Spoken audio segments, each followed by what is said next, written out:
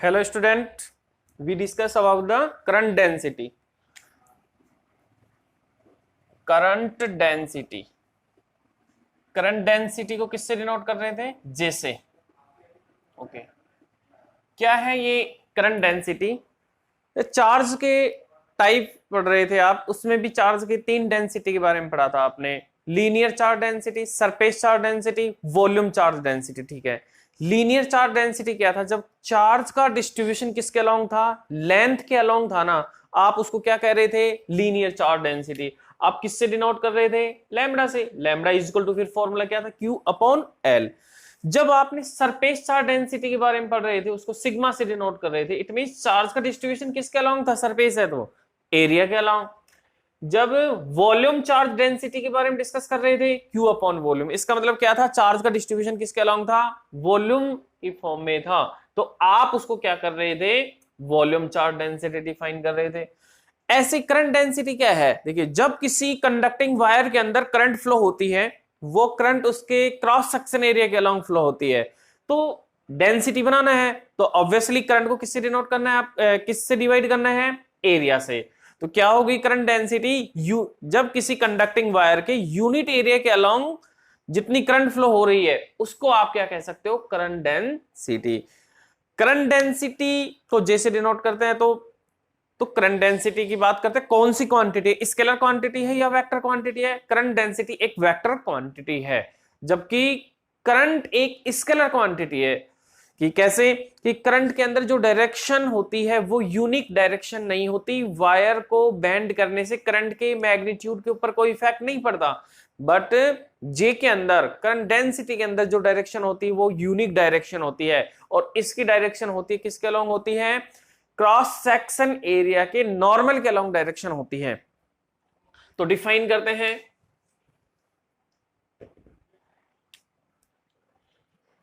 Current flowing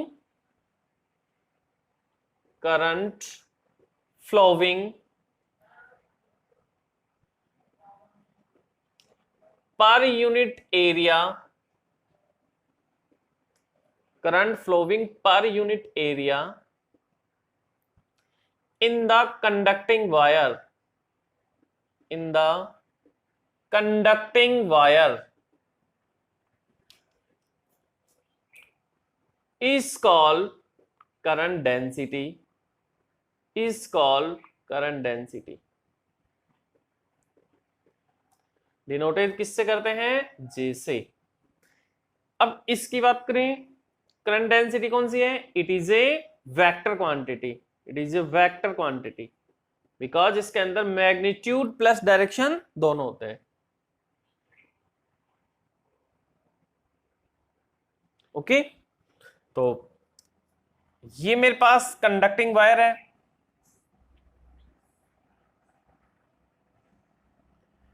इस wire का ये क्रॉस सेक्शन एरिया है, इसके अंदर जो करंट फ्लो हो रही है उसका मैग्नीट्यूड कितना है? I। इस एरिया का मैग्नीट्यूड है A, इस एरिया का नॉर्मल है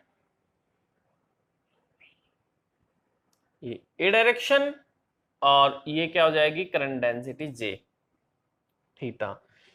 यदि ये वर्टिकल नहीं होता तो ये A और J क्या हो जाते हैं? सेम डायरेक्शन के अंदर हो जाते हैं, अलॉन्ग हो जाते हैं, बिकॉज थीटा कितना हो जाता है? 0 डिग्री। बट एरिया का नॉर्मल तो क्या आएगा? जस्ट परपेंडिकुलर इस प्लेन के, और J की डायरेक्शन किसके अलॉन्ग होगी? इसके करंट के अलॉन्ग स्ट्रेट फ्लो होगी। तो करंट डेंसिटी के लिए करंट का क्या फॉर्मूला था? I is equal to J dot A vector. Okay, इसको सिंप्लीफाई करेंगे, I is equal to J A cos theta, because ये क्या है? डॉट प्रोडक्ट, और डॉट प्रोडक्ट को ओपन करते हैं तो ए डॉट बी क्या आता है? A B cos theta. Theta J और ए के अलोंग एंगल है। यदि थीटा इज इक्वल टू आप 0 डिग्री कंसीडर करते हो, इट मींस ये एरिया जे के अलोंग है, बिकॉज वायर तो क्या रहते हैं? इस तरह रहते हैं, तो इनमें ऑलवेज एंगल कितना आएगा? 0 degree. Theta is equal to 0 degree, I become J A. तो J is equal to I upon A, ये क्या हो जाएगा, करंट डेंसिटी का फॉर्मूला हो जाएगा। यूनिट क्या बनेगी, एम्पियर मीटर स्क्वायर। ओके, ये था current density.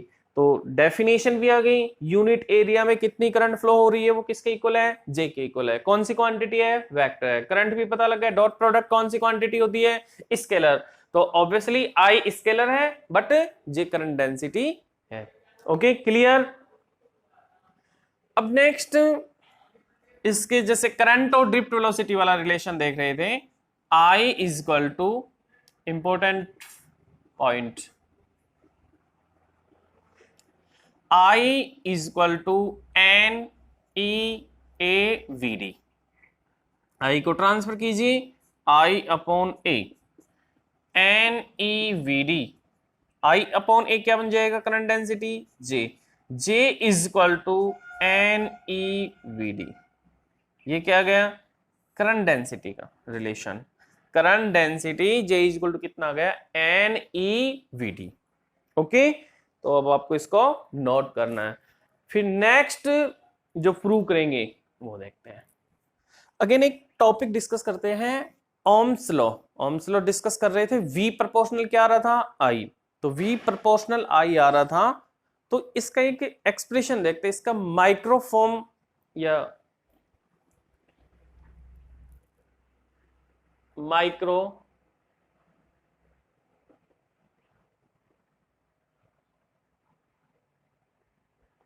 Form of Ohm's law,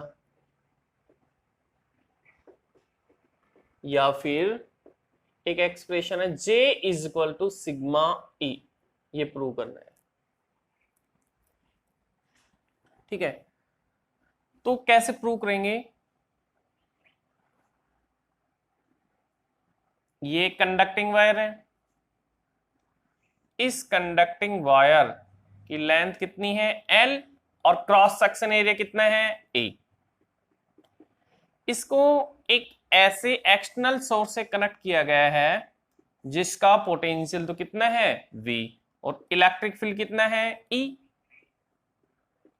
और इस कंडक्टिंग वायर की लेंथ कितनी है L और एरिया A। तो इसके अंदर जो करंट फ्लो हो रही है वो I एरिया के लॉन्ग। इलेक्ट्रॉन है, ये कौन सी डायरेक्शन में मूव कर रहे हैं,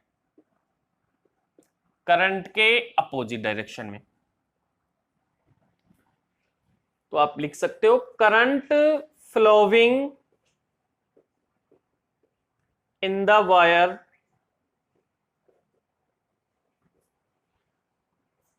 I। करंट ड्रिफ्ट वेलोसिटी की फॉर्म में क्या एक्सप्रेशन था, कल प्रूव कर रहे थे, I is equal to N E A V D.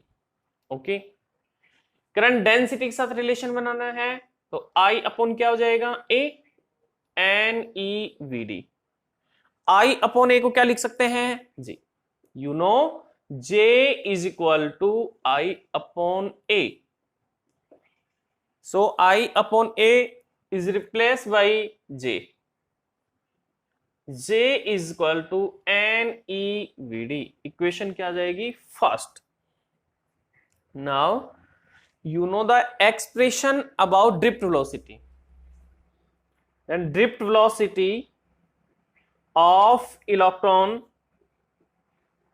drift velocity of electron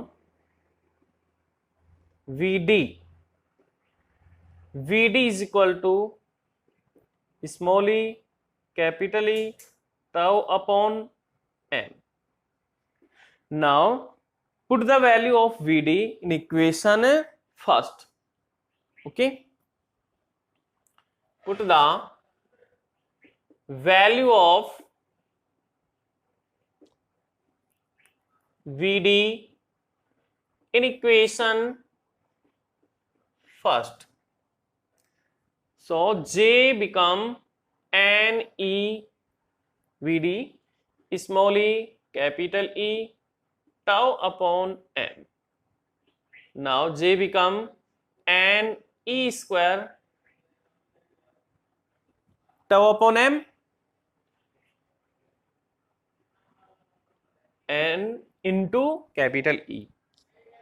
So this is the constant because m is the mass of electron, n is the electron density, E is the charge of electron, and tau is the relaxation time. So all are constant. Then you replace sigma E. This constant is known conductivity. Sigma is equal to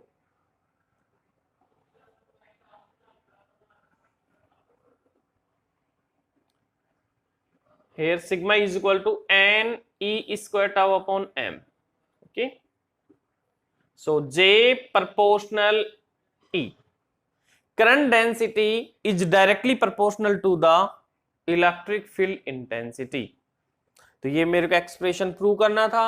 ये microscopic forms of Ohm's law भी है. या आपसे equation आ जाए कि prove that J proportional E या J is equal to sigma E. या फिर ऐसे भी एक्सप्रेशन लैंग्वेज चेंज करके दे सकता है. Derive the expression of conductivity sigma. Okay, तो sigma is equal to N e square tau upon m. ये इसका क्या था क्वेश्चन. देखते हैं.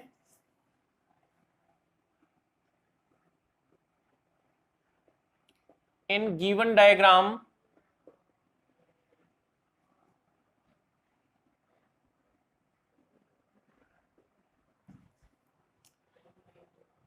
write the relation between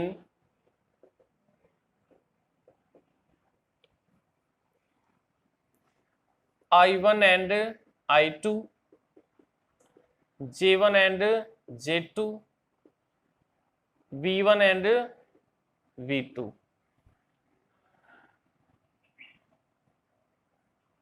ये non uniform cross section area है.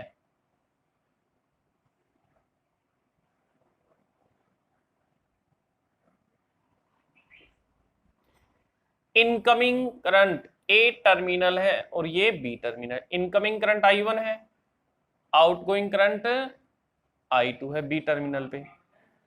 एरिया यहाँ का A1 है, यहाँ का A2 है. यहाँ करंट डेंसिटी J1 है और यहाँ पे करंट डेंसिटी J2 है.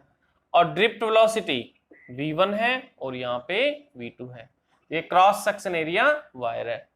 Non uniform wire, non uniform wire. Okay, तो इनमें रिलेशन बताना है कि J1 J2 क्या हो. फर्स्ट क्वेश्चन देखिए, मैं जब करंट पढ़ा रहा था उसके अंदर एक प्रॉपर्टी बता रहे थे. किसी भी वायर के अंदर जितनी इनकमिंग करंट होगी, आउटगोइंग करंट का मैग्नीट्यूड भी क्या होगा, सेम ही होगा.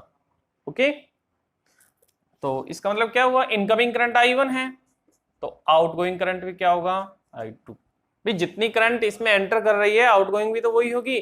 तो क्या हो जाएगा, I1 is equal to I2. ये भी ले सकते हो आप E1 एंड E2. यहां इलेक्ट्रिक फील्ड इधर E1 अप्लाई और यहां पे E2. सेकंड देखते हैं, current density. J is equal to क्या फॉर्मूला है, I अपॉन A. अभी आपने पढ़ा था. और ये किसके इक्वल है, NEVD. अब इस फॉर्मूले से करंट कांस्टेंट है, बट जहां पे एरिया इंक्रीज होगा J वहां पे क्या हो जाएगा, डिक्रीज. और ये आपको पता भी है, area A2 greater than A1, ये तो जानते हो. यहां क्रॉस सेक्शन एरिया लार्ज है A1 से. ओके, तो इसका मतलब ये आपको गिवन है A2 ग्रेटर देन A1. जिसका एरिया इंक्रीज करेंगे करंट डेंसिटी, उसकी क्या हो जाएगी, डिक्रीज. इसका मतलब क्या हो जाएगा, J2 less than J1. Okay, inversely relation है तो A2 ग्रेटर देन A1 होगा तो क्या होगा, अब J2 less than J1. Third point, I is equal to NE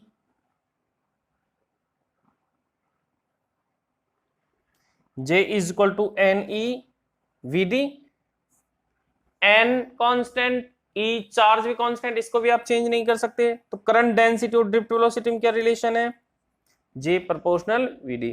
जिसकी करंट डेंसिटी ज्यादा होगी उसका वेलोसिटी भी उतना ही ज्यादा होगा, पता है. यहां से पता कर लिया आपने, J1 greater than J2. So drift velocity क्या होगी, v1 greater than v2 third. Fourth question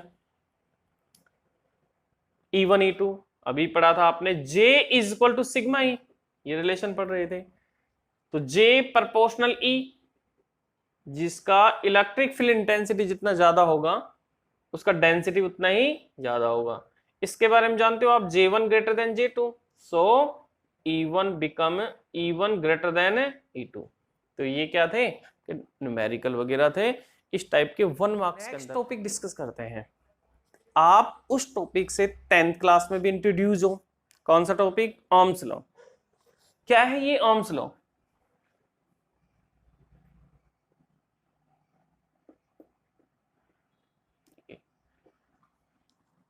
Ohm's law एक रिलेशन आपको बताता है। क्या रिलेशन बताता है,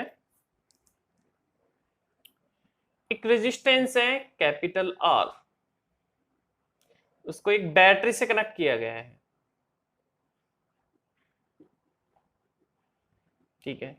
इसके अंदर आई करंट फ्लो हो रही है, ये रेजिस्टेंस है आर, देखिए करंट आई फ्लो हो रही है। एक डिवाइस ले रहा हूं एमीटर और एक वोल्ट मीटर, पता है आपको। वोल्ट मीटर को V से डिनोट करते हैं और वोल्ट मीटर किसको मेजरमेंट करता है, पोटेंशियल डिफरेंस, रेजिस्टेंस के अक्रॉस पोटेंशियल डिफरेंस को। और एमीटर किसको मेजरमेंट करता है, करंट को मेजरमेंट करता है। ओम्स ये साइंटिस्ट का नेम है, उसने एक क्या किया, एक रीडिंग लिया, एक ग्राफ बनाया V और I। देखिए V तो पोटेंशियल डिफरेंस है, यहां से जब करंट जाएगी तो ये तो क्या है V, और इसके अक्रॉस ये वोल्ट मीटर क्या बताएगा, पोटेंशियल डिफरेंस को बताएगा। जैसे जैसे बैटरी का वोल्टेज इंक्रीज करते हैं तो एमीटर के अंदर ऑब्जर्व करते हैं करंट भी क्या होती जा रही है, इंक्रीज, और बैटरी का वोल्टेज डिक्रीज करते हैं, करंट भी क्या होती जा रही है, डिक्रीज होती जा रही है। ओके, तो V और I के अंदर जब रिजल्ट लिए, डिफरेंट डिफरेंट रिजल्ट लिए, तो ये कंक्लूजन निकल गया है V प्रोपोर्शनल I। सिंपली जब वोल्टेज को आप इंक्रीज करते हो तो करंट भी उसी रेशियो में क्या होती है, इंक्रीज। वोल्टेज को जिस रेशियो में डिक्रीज करते हो करंट भी क्या हो जाती है, डिक्रीज हो जाती है। तो इसका मतलब V प्रोपोर्शनल I। तो ओम्स लॉ क्या है, जब किसी कंडक्टिंग वायर के अंदर करंट फ्लो करते हो तो उस वायर के अक्रॉस जो पोटेंशियल डिफरेंस है उसके अंदर जो करंट फ्लो हो रही है उसकी क्या होता है, डायरेक्टली प्रोपोर्शनल। तो आप इसके अंदर लिख सकते हो current flowing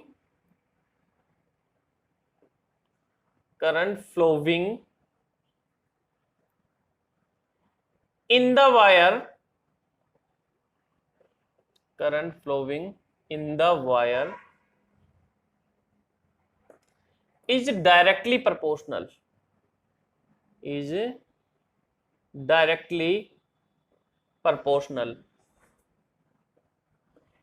to the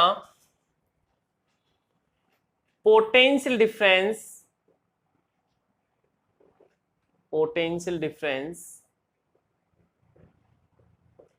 across the resistance when physical state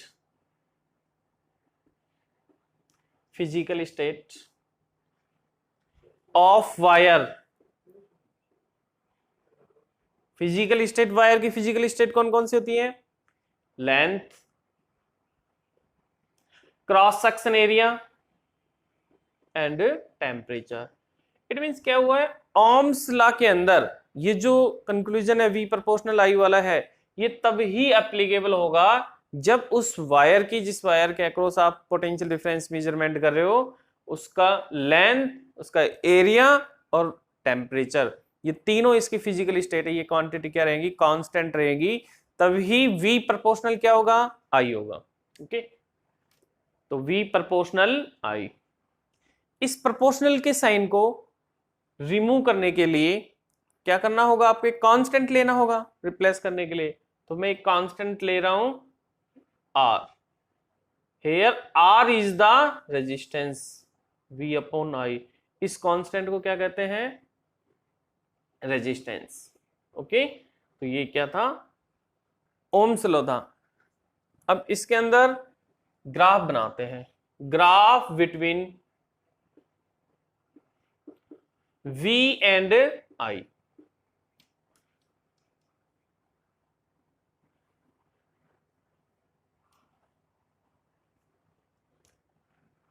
Y axis के अलॉन्ग मैं V डिनोट कर रहा हूं पोटेंशियल डिफरेंस, और एक्सिस के अलॉन्ग क्या कर रहा हूं, करंट। V प्रोपोर्शनल आई है तो ग्राफ कौन सा आएगा, स्ट्रेट लाइन आएगा।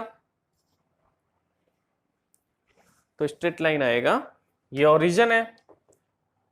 इसका मतलब क्या हुआ, यहाँ पे I भी 0 है और V भी 0 है, तो दोनों की रेशियो में क्या हो रहे हैं, इंक्रीज। तो एक पॉइंट में ये डिनोट कर लिया, ये थीटा है यहाँ पे, ये भी थीटा है। तो इस ग्राफ के अंदर ये क्या हो गया, डेल V, और ये क्या हो गया, डेल I। ठीक है, तो इस ट्राइंगल में ये tan थीटा, tan थीटा का फॉर्मूला क्या है, perpendicular upon base, del V upon del I, या फिर आप इसको ये भी लिख सकते हो V अपॉन I। सॉरी, एक मिनट, इसको इधर लिख लीजिए आप। tan theta is equal to perpendicular upon base, इसको डेल वी ने लिख V अपॉन I भी लिख सकते हो आप, और इसको ऐसे भी लिख सकते हो V2 minus V1 upon T2 minus T1। अब ये V अपॉन I किसका फॉर्मूला है, R, रेजिस्टेंस का, फिजिक्स के अंदर। तो सिंपली ये कह रहे हैं यहाँ पे, इस ग्राफ की जो स्लोप होगी tan थीटा है, वो कौन सी फिजिकल क्वांटिटी को रिप्रेजेंट करेगा, रेजिस्टेंस को रिप्रेजेंट करेगा। तो किसी भी ग्राफ की स्लोप को देख करके आप उस वायर के रेजिस्टेंस को क्या कर सकते हो, आप बता सकते हो कि उस वायर का रेजिस्टेंस कितना होगा, या फिर इनमें इनके कोऑर्डिनेट गिवन हो तो भी आप रेजिस्टेंस कैलकुलेट कर सकते हो। ठीक है, ये था ओम्स लॉ। तो अब आपको इसको नोट करना है। Thank you.